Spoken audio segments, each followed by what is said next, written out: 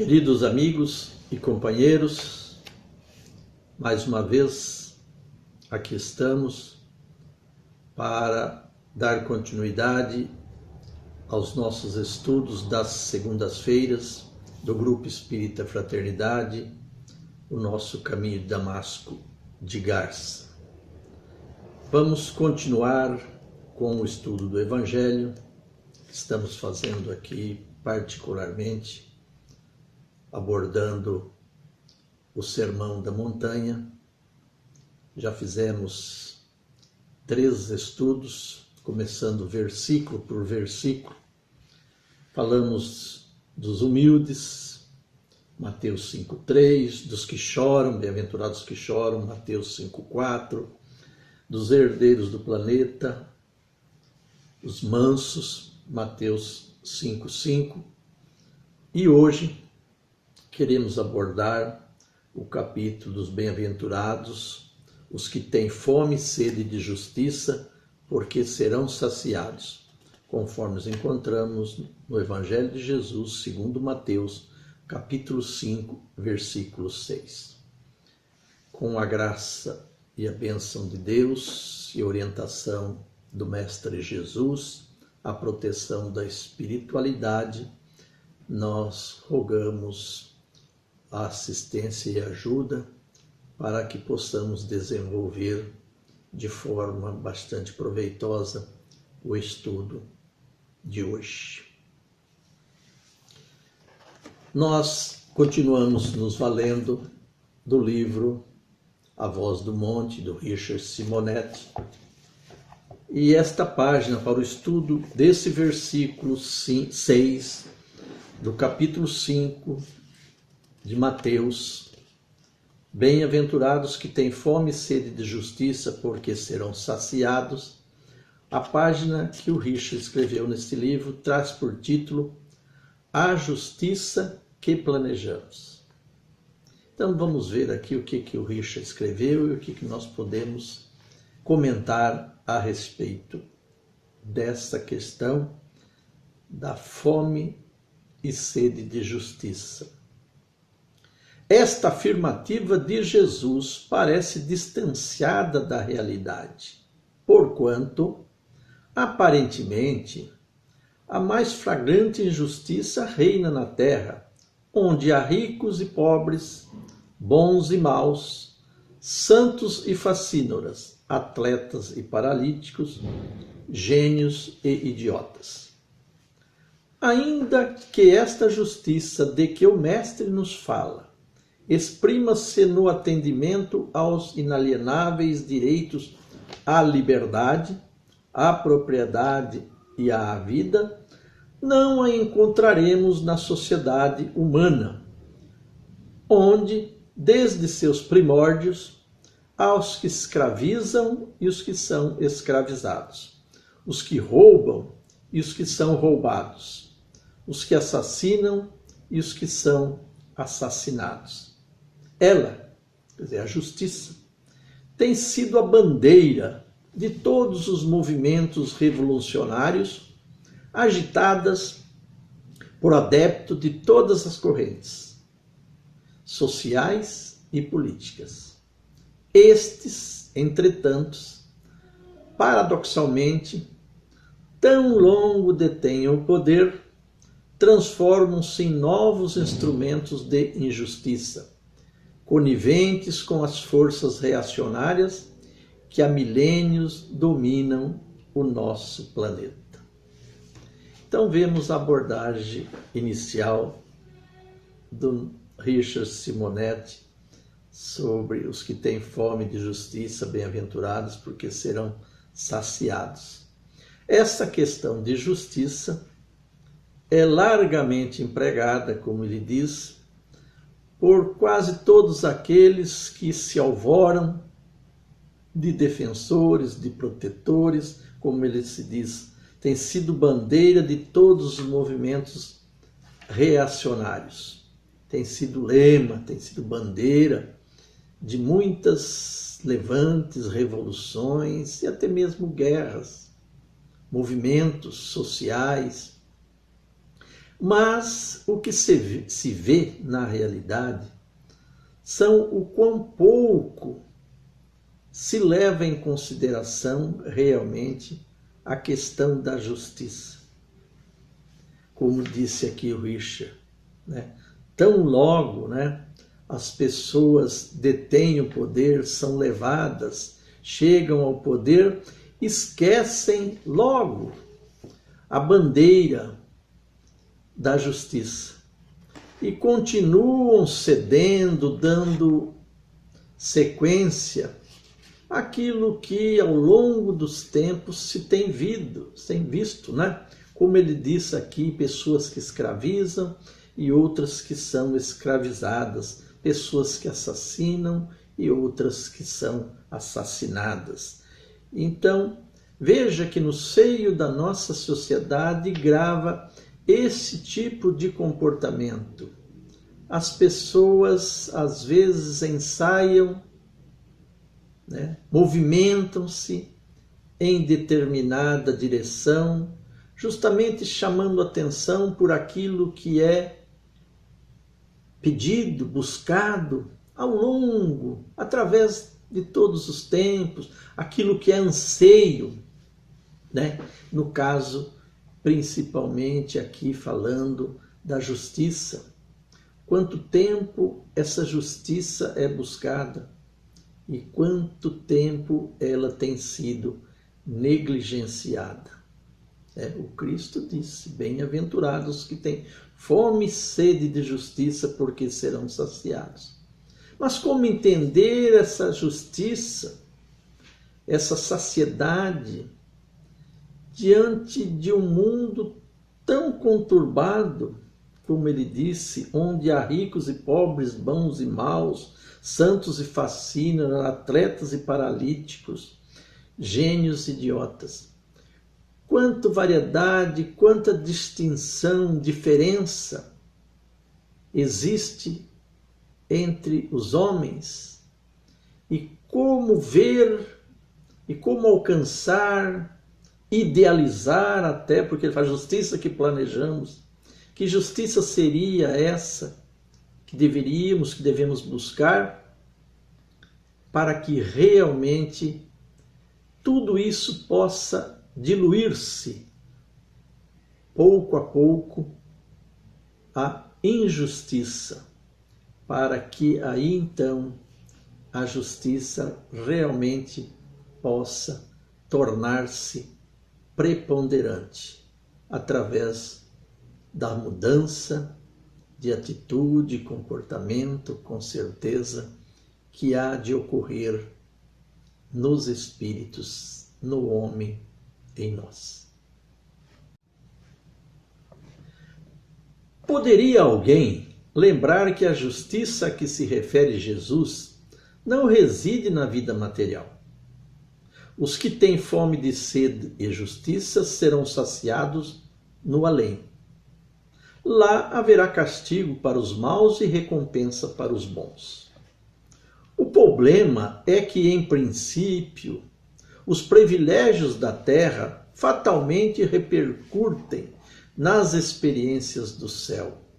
O filho de pais nobres, virtuosos, compreensivos, que desde a mais tenra idade é iniciado nos valores do bem, terá muito mais oportunidades de seguir uma vida reta e digna do que o filho do matador profissional, que o inicia nos mistérios de sua profissão, incutindo nele um total desrespeito pela vida humana.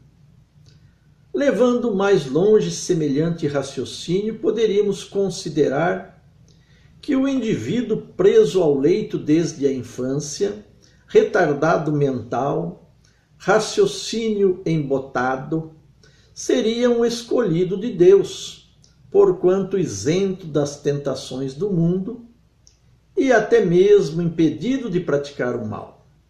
Já o indivíduo saudável, belo, atraente, estuante de vida, pleno de vigor, assediado sem trégua pelos prazeres e ambições humanas, teria muito maior dificuldade em habilitar-se às moradas celestes.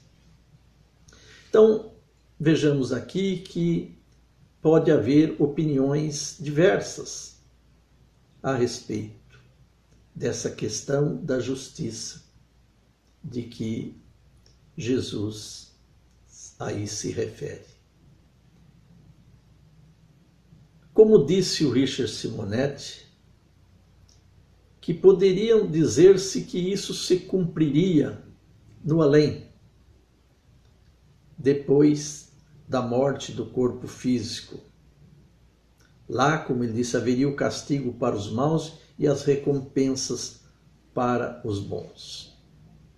O que, de certa forma, realmente ocorre. Porque nós vamos colher o fruto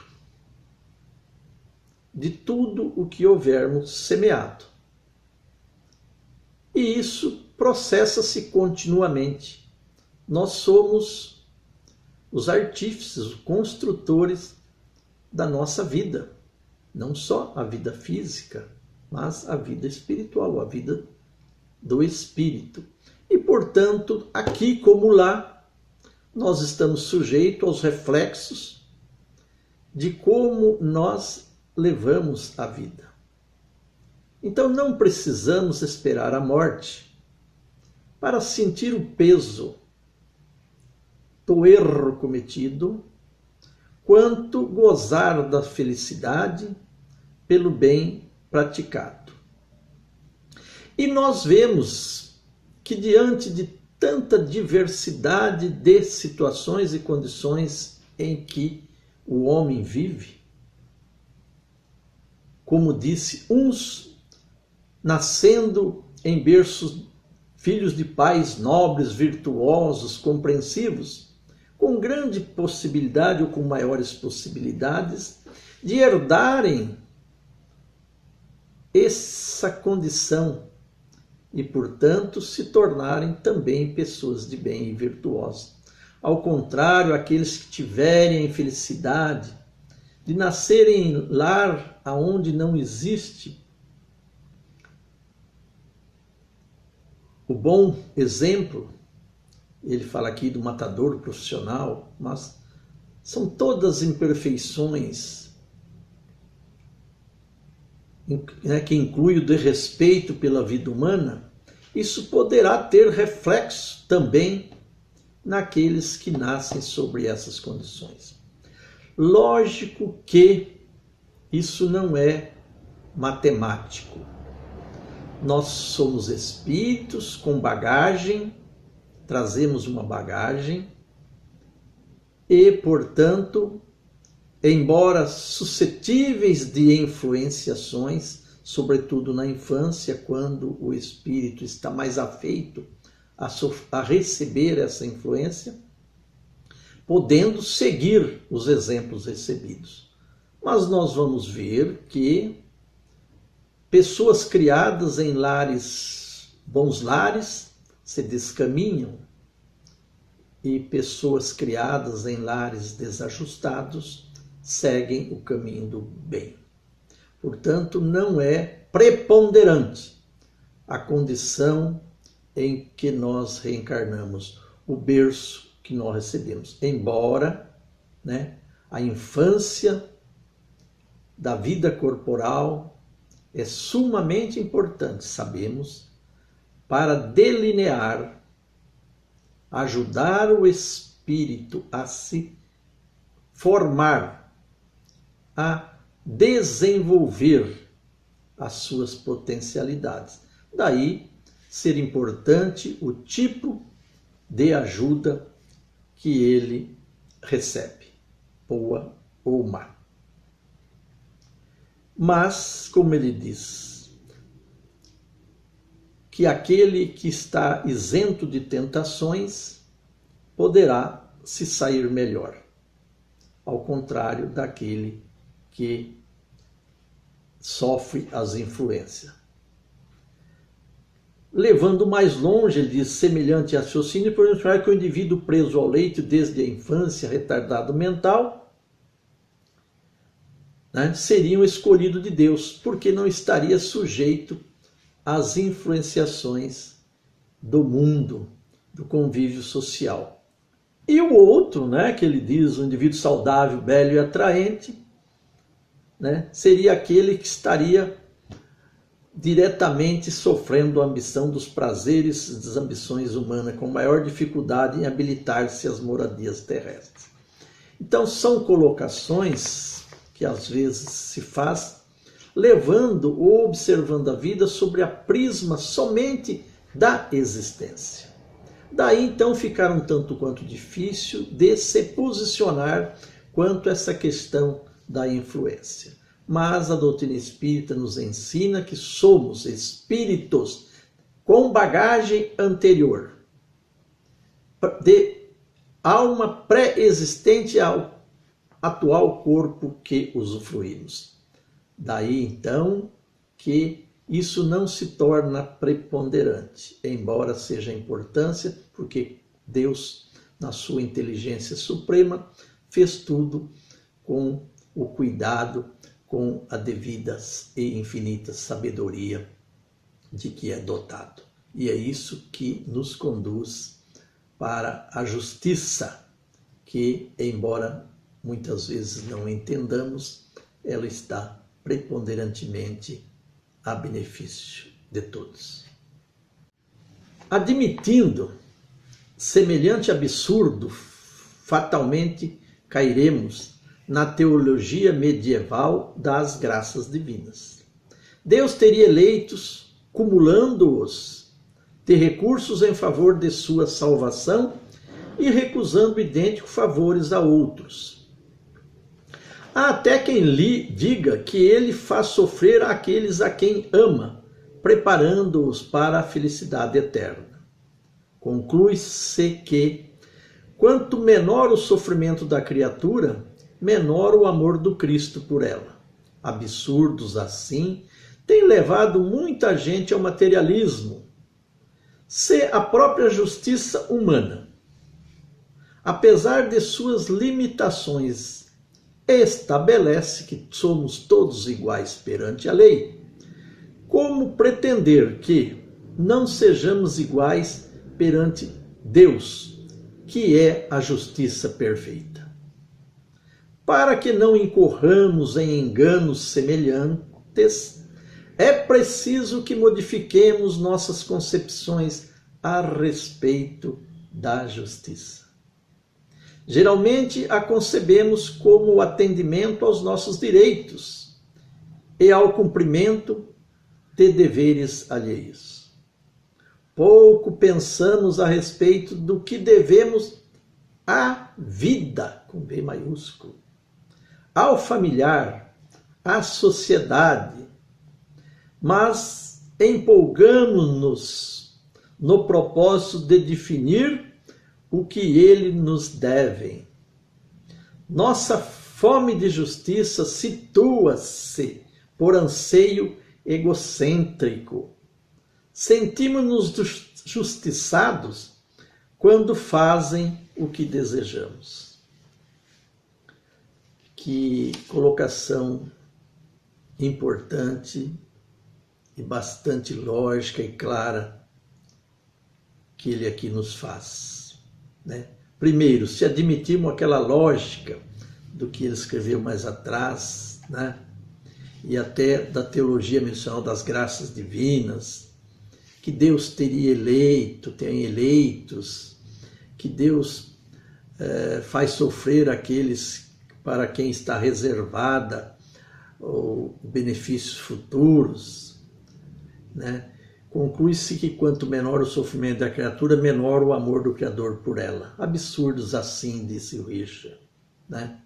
Deus, na sua infinita bondade e misericórdia, não privilegia nem castiga ninguém.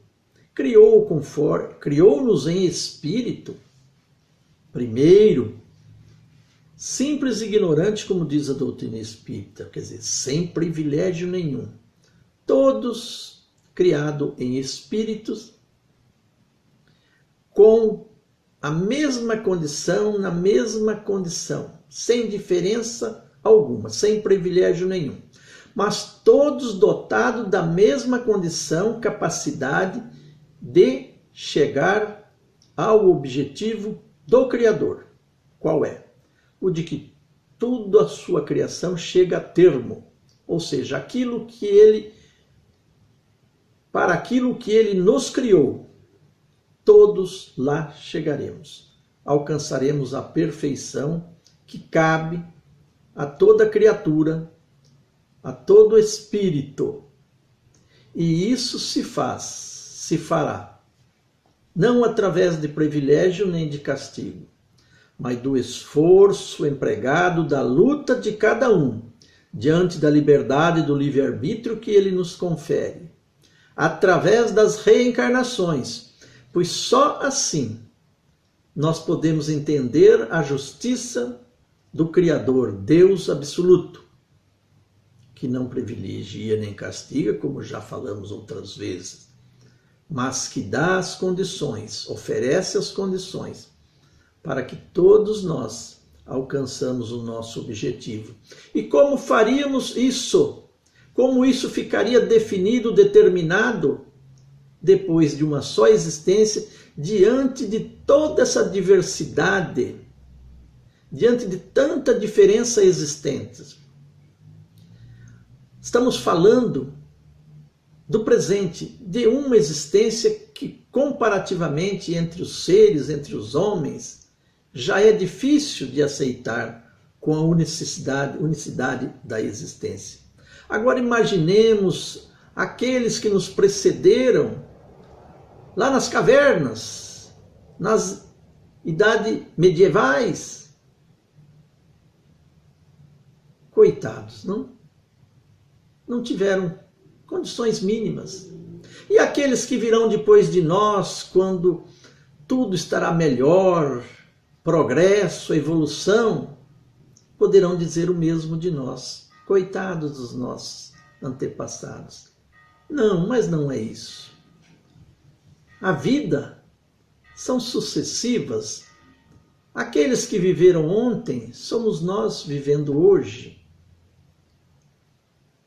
E assim sucessivamente, enquanto nós necessitarmos existir em nós espírito, espaço evolutivo, enquanto precisarmos evoluir, estaremos retornando aos mundos, conforme a nossa condição assim o permita, em mundos melhores, se houvermos evoluído, em mundos idênticos, se ainda não tivermos galgado todos os degraus, todo o aprendizado que ele nos ensina. Já vivemos em mundos inferiores, hoje estamos na Terra, que é um mundo de prova e expiação, não é mais um mundo primitivo, onde o espírito inicia os seus passos. Estamos, segundo nos informam os espíritos, numa fase de transição. A Terra está passando por uma mudança que a levará a um mundo melhor, planeta de regeneração, aonde estaremos em melhores condições, se assim fizermos jus, através do progresso que tivermos feito. E ele diz, para que não incorramos em enganos semelhantes de interpretação tais como as anteriores, é preciso que modifiquemos nossa concepção a respeito da justiça. Que justiça é essa? Bem-aventurados que têm sede e fome de justiça, porque serão saciados. Por enquanto, nós precisamos pensar a respeito da vida, da família, da sociedade. Não nos empolgarmos no propósito de definir o que eles nos devem. A justiça, na realidade, que nós pensamos é naquilo que nos devem. E a justiça que nós devemos pensar é naquilo que nós devemos. Nossa fome de justiça situa-se por anseio egocêntrico, ainda. Sentimos-nos justiçados quando fazem o que desejamos.